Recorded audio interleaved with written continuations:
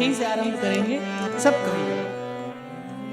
सब तज भजिए नंद कुमार, सब तज भजिए नंद कुमार, सब तज भजिए नंद कुमार, सब तज भजिए नंद कुमार।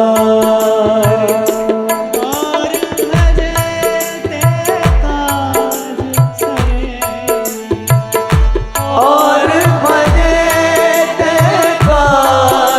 सरे, और भजे ते काज सरे, और भजे ते काज सरे, मिटे न भव जंजाल, सब तज भजिए नंद कुमार, सब तज भजिए नंद कुमार।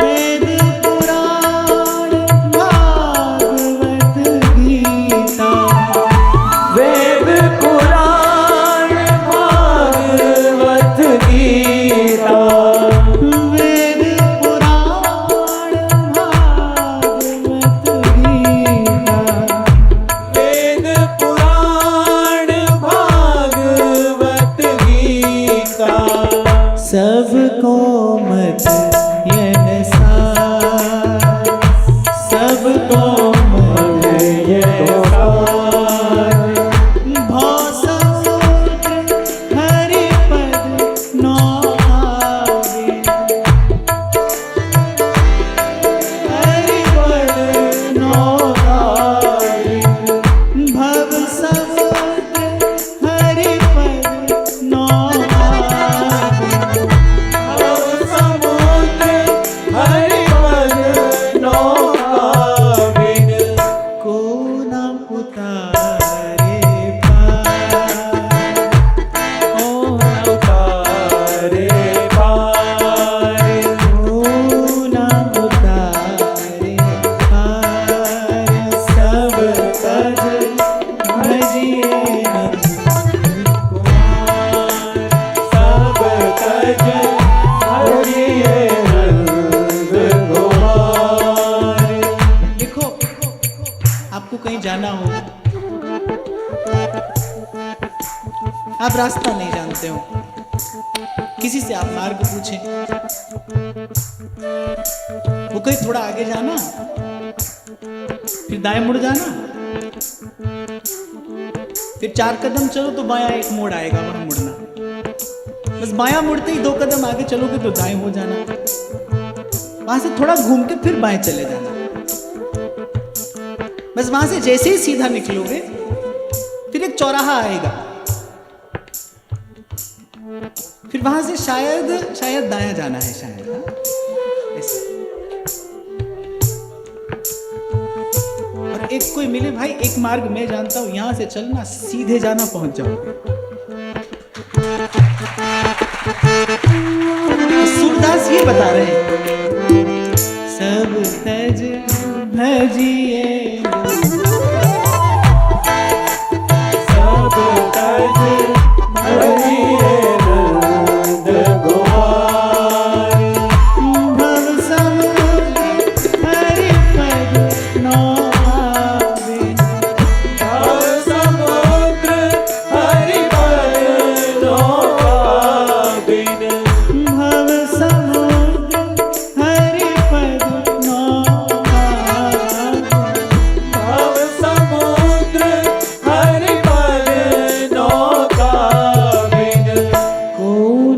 उतारे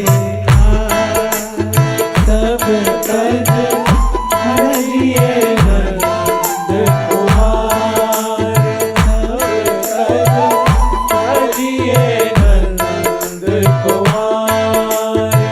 और देखो, आपको खबर होगी भाई, कहीं नहीं मुड़ना है, सीधे जाना। यात्रा कितनी सुगम और आनंददायक होती है ना। बढ़िया गाना चलाओ गाड़ी में और सुनते सुनते आनंद से खाते पीते और गीत संगीत सुनते पहुंच जाओ। अब यहां मुड़ना वहां मुड़ना, कहीं गलत मोड़ नहीं मुड़ जाए, ऐसी अगर चिंता हो तो यात्रा सुगम नहीं हो सकती।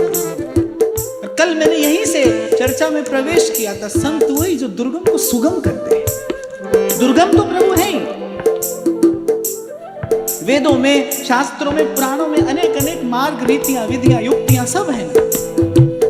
पुस्तक खोलिए, पढ़िए। अब खबर नहीं कहां पहुंचेंगे, फिर आरंभ करिए, फिर पहुंचिए। पर जब सूरदास कहते हैं ना, और भजे ते काज सरे नहीं, इसमें अनुभव की सुवास है। सूरदास जी ने अपने जीवन काल में, जैसे कबीर कहते हैं ना, सभे रसायन हम किया, हमने सब करके देखा है भाई, पर मिटे न जग जंजार। जहां से आज हम चर्चा में प्रविष्ट हुए, ब्रह्मा और शंकर सी सामर्थ्य मनुष्य पालेगा, लेकिन संसार के द्वंद्व से मुक्त नहीं होगा, निश्चिंत नहीं हो सकता, निश्चिंत नहीं हो सकता, निर्द्वंद नहीं हो सकता, चित्त निर्ग्रंथ नहीं हो सकता, आनंद की अनुभूति नहीं हो सकती भाई। वो तो जब कोई पूर्ण गुरु, कोई समर्थ सदगुरु कृपा करे, उसकी पुष्टि से, उसके अनुग्रह से, उसके पोषण से। जैसे जन्म लेते ही बालक को सबसे पहली वस्तु दी जाती है माता का दूध, और कहते हैं जितने काल तक हो सके उसी आहार पे बालक को रखना चाहिए। वो जीवन भर बालक को हष्ट पुष्ट रखता है, उसकी रोग प्रतिरोधक क्षमता, उसका तंत्र सुदृढ़ हो जाता है यदि वो केवल माता के पोषण पर रहे तो। बिल्कुल ठीक ऐसे ही मैं तो समझता हूं कि जैसे कन्या, कुमारी कन्या, वो पिता के साथ सुरक्षित है, कन्या हो तो पिता के साथ सुरक्षित है, स्त्री हो तो पति के संग सुरक्षित है, बालक हो तो माता की छांव में सुरक्षित है, और शिष्य हो तो गुरु के पांव में सुरक्षित है। गुरु की कृपा का पोषण कम से कम इस मार्ग पर तो भाई इसी बल से चला जा सकता है। और सूरदास कहते हैं, मैंने कल भी आपसे कहा ना, यद्यपि सूर सागर हैं, आप और मैं तो केवल आचमन कर सकते हैं, वो भी सूरदास जी की कृपा से।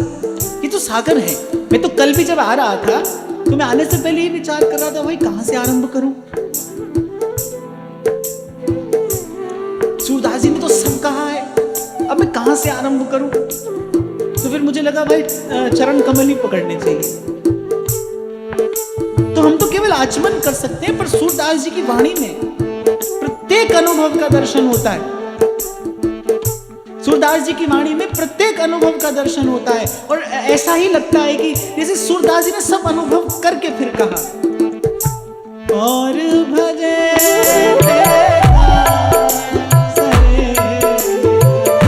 और भजे ते काज सरे नहीं, मिटे न भग जंजाल, सब तज हरिये नंद कुमार, सब